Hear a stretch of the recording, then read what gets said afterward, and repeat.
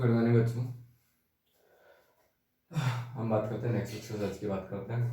अगली जो एक्सरसाइज है हमारी 9.3 की बात करते हैं। ठीक है, 9.2 जो हमने पढ़ी थी वो पढ़ी थी हमने रिलेटेड पढ़ी थी, एपी के बारे में पढ़ी थी कि एपी होती क्या है। ठीक है, अर्थमेटिक प्रोग्रेस थी। ठीक है, तो गुणों जो समांतर श्रेणी थी, समांतर श्रेणी से हमने पढ़ ली थी। जो 9.1 थी और 9.2 थी वो कम्प्लीटली हमारी समांतर श्रेणी या एपी की बात करती है। वो कम्प्लीटली अलग हो चुकी है। अब बात करता हूँ 9.3 की। जो 9.3 जो होती है वो हमारी अगले वाली जो टर्म चल रही है वो होती है गुणोत्तर श्रेणी या ज्योमेट्रिक प्रोग्रेस, जिसको जीपी बोलते हो। ठीक है, ये भी अपने क्या होता है 10th क्लास में पढ़ी है। जैसे कोई भी तुम्हारे जो 11th क्लास में जितना भी सिलेबस आएगा ना वो तुम्हारा रिलेटेड आएगा 10th का, और जो 11th में आप पढ़ोगे वो रिलेटेड जाएगा 12th के अंदर। तो ये भी आपने पढ़ी है। तो गुणोत्तर देखो, समांतर श्रेणी में जो एडिशन चल रहा था डी का जो सारा अनुपात होता है इसमें मल्टीप्लस करते हैं। फॉर एग्जाम्पल आपको एक जीपी बता दो 2 4 8 चलता जाएगा। ठीक है, अब इसके अंदर क्या होता जा रहा है देखो, इसके अंदर ए की वैल्यू तो आ रही है आपकी 2। ठीक है, लेकिन जो डी की वैल्यू आ रही है देखो, ये जो हमारा टर्म थी ये मैंने मान ली ए, या मान ली हमने A2, ये हमारी होती है A3। तो क्या होती है A2 अपॉन A1 यानी कि 4/2। यहाँ से हम क्या निकाल सकते हैं D की वैल्यू। आए समझ में? ये होती है हमारी गुणोत्तर श्रेणी होती है, यानी कि इसमें D उसमें माइनस करके निकाल रहे थे, इसमें हमें किसका निकालना पड़ेगा, बाय डिवीजन के थ्रू हमें क्या निकालना पड़ेगा, D निकालना पड़ेगा। समझ रहे चीज? अगेन अगर गुणोत्तर श्रेणी होती तो उसकी कोई दिक्कत नहीं आती। गुणोत्तर श्रेणी के अंदर अगर मैं टर्मिनोलॉजी लिखता हूँ जीपी लिखता हूँ तो जीपी कैसे लिखूंगा, इसमें फर्स्ट टर्म तो ए होती है, सेकेंड टर्म जो होती है वो होती है ए आर। अब आर क्या होता है वो बता देता हूँ। ए होता है हमारा और फर्स्ट टर्म, जिसको हिंदी में बोलते हैं प्रथम पद। जो आर होता है वो होता है हमारा क्या बोलते हैं इसको, सार्वनुपात। सार्वनुपात जो भी बोलते हो यार तुम लोग। ठीक है, ये होती है। तो ए आर अगला आएगी हमारी ए आर, आर आर का स्क्वायर, ए आर का cube dash A R N minus 1 हो गया। समझिए चीज? अब यहाँ पे आने के बाद एक चीज नोटिस करना, ये जो हमारी फर्स्ट टर्म थी ये हमारी थी A1, ये जो है हमारी है A2, ये हमारी है A3, ये हमारी A4। समझिए चीज? अगर आपको D चाहिए तो D निकलता हमारा A2 अपॉन A1। जो A2 कौन सी है भाई, AR, तो मैंने लिख दिया यहाँ पे AR upon first term A, cancel out, A से A बच गया R।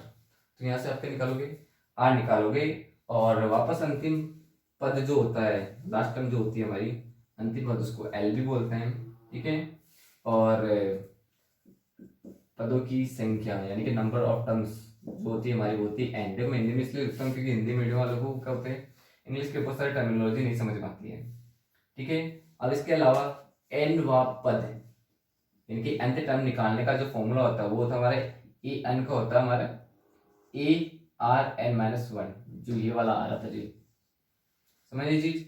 और एज ए सिमिलर हमारे n पदों का योग निकालना हो आपको तो होते हमारी, इसको होती है SN, तो होती हमारी ARN-1 R की पावर n-1।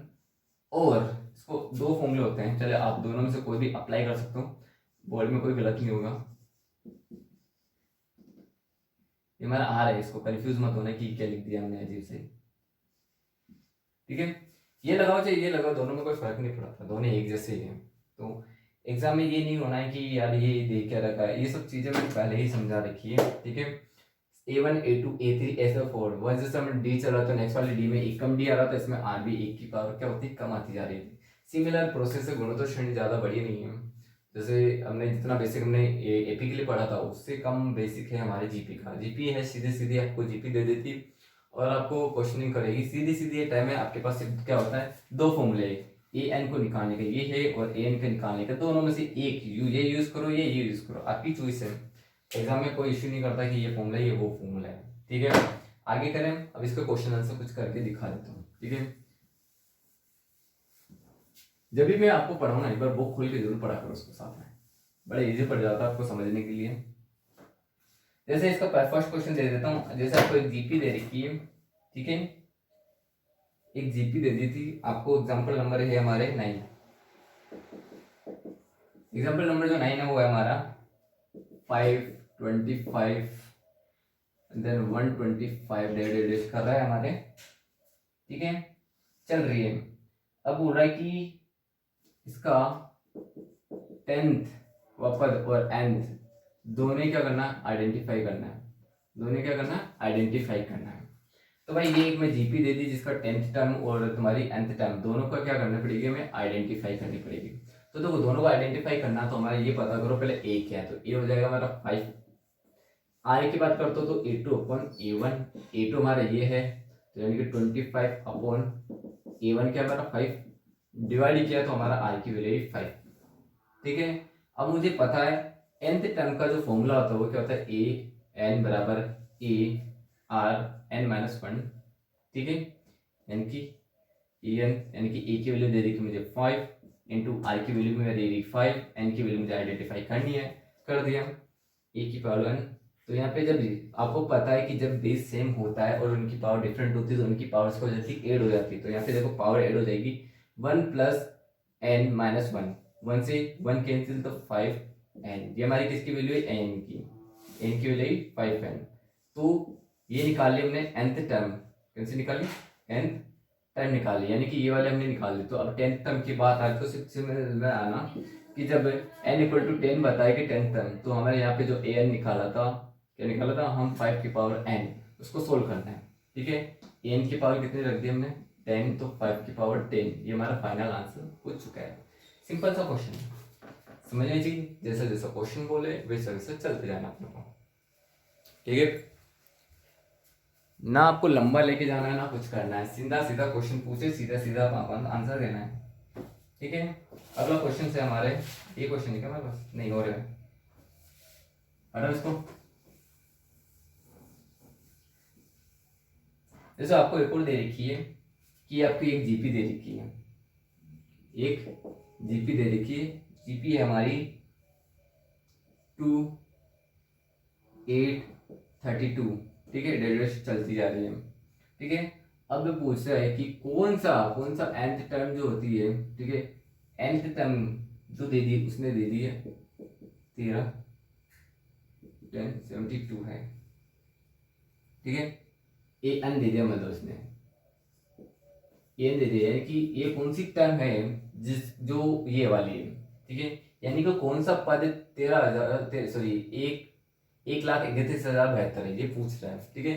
तो यहाँ से आपको क्या निकालनी, सिर्फ एन निकालनी कि वो कौन सा पद है जिसकी वैल्यू ये है वो निकालनी। तो एन हमारे पास मिसिंग है, वो निकालना। तो ए की वैल्यू अगेन 2 एंड आर की वैल्यू A2 अपॉन A1 करा तो मेरा आया 4, ठीक है। यहाँ आने के बाद वापस ए एन का फॉर्मूला हमारे पास होता है A R N minus 1, A N की वैल्यू दे रखी है हमारे 13 10 72, ए की वैल्यू हमारे पास 2 इंटू आर की वैल्यू हमारे 4, ठीक है।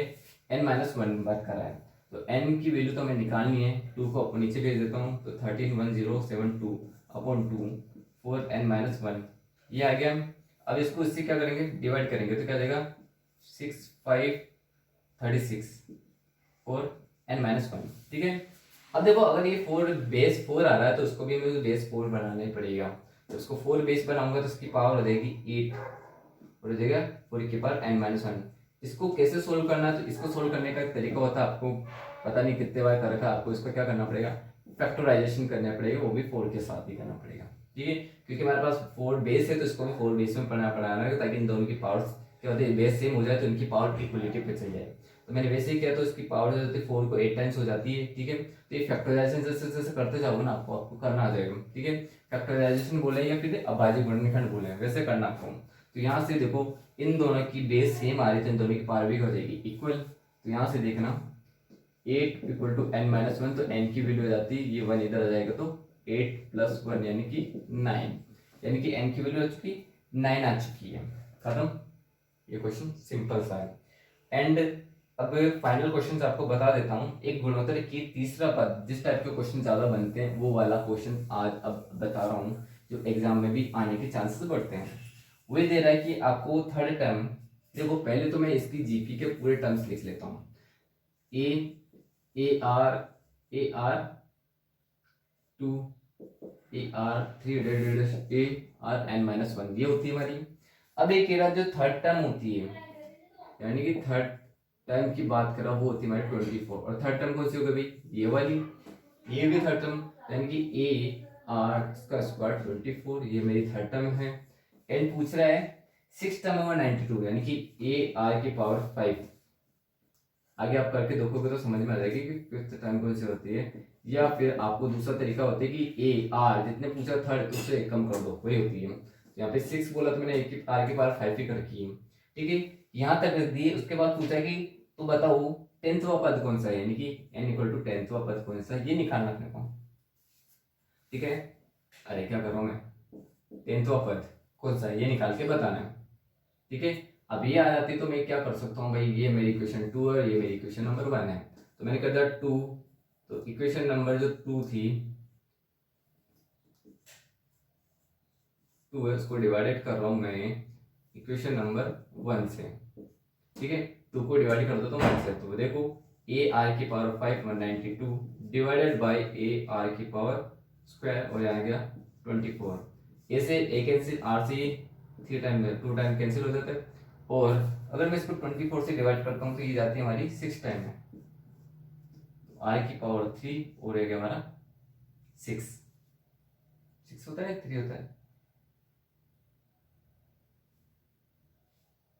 तुमने गड़बड़ करी 8 टाइम्स में, तो r बराबर 3, तो यहाँ पे 2 की पावर 3।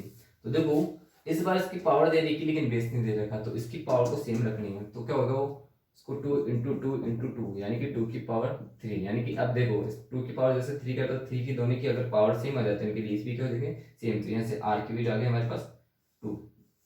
जब r की वैल्यू 2 आ गई तो इस वैल्यू को पुटअप करो वापस इक्वेशन नंबर 1 में।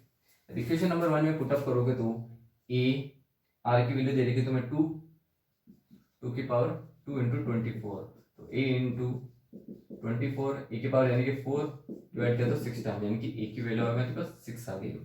अब ए की वैल्यू आ गई, आर की वैल्यू आ गई, तो तुम्हें निकालना है ए 10th निकालना, तो ए आर 10 माइनस 1, ए 10 ए की वैल्यू दे रही 6 और आर की वैल्यू दे रही 2 और इसकी दे रही 9, ठीक है। ए 10th हो जाएगी 6 की पावर 9th कितना हो जाता है हमारा, 9th होता है 512, मैंने पहले सोल्व कर रखा ऑलरेडी क्वेश्चन को, ठीक है। और ये 3072, ये हमारा फाइनल आंसर है A10 निकालने का। समझ रहे चीज, सीधा क्वेश्चन है, कोई सा ऐसा हार्ड क्वेश्चन नहीं दे रखा कि आप ये सोचे कि मैं नहीं कर सकता, ये डिफिकल्ट है, ठीक है।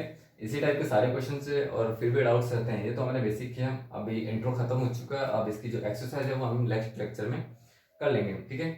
Thank you.